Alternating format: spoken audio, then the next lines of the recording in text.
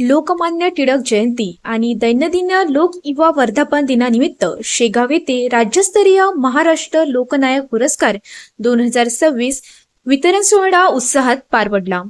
श्री संत गजानन महाराज अभियांत्रिकी महाविद्यालयाच्या स्वाध्याय कक्षात हिंदी मराठी पत्रकार संघाच्या वतीने आयोजित या सोहळ्यात महाराष्ट्राच्या कानाकोपऱ्यातून आलेल्या विविध क्षेत्रातील कर्तृत्वान व्यक्तिमत्वाचा गौरव करण्यात आला.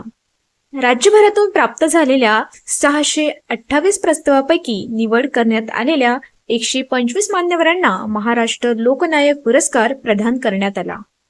कार्यक्रमाच्या अध्यक्षस्थानी धनश्रीताई काटीकर पाटील उपस्थित होत्या, तर ज्येष्ठ पत्रकार विजय कुलकर्णी, भाजप शहराध्यक्ष चंद्रकांत घोराडे आणि उद्योजक बाळासाहेब दामोदर हे प्रमुख अतिथी म्हणून उपस्थित होते. लोकमान्य बाळ गंगाधर टिळक आणि संत गजानन महाराज यांच्या प्रतिमेचे पूजन करून कार्यक्रमाची सुरुवात झाली.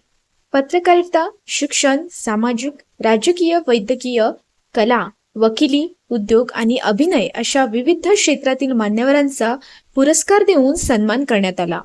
यावेळी माजी सैनिक, वारकरी, आदर्श शिक्षक, सामाजिक संस्था, कवी तसेच शेगावातील पत्रकारांचाही विशेष सत्कार करण्यात आला.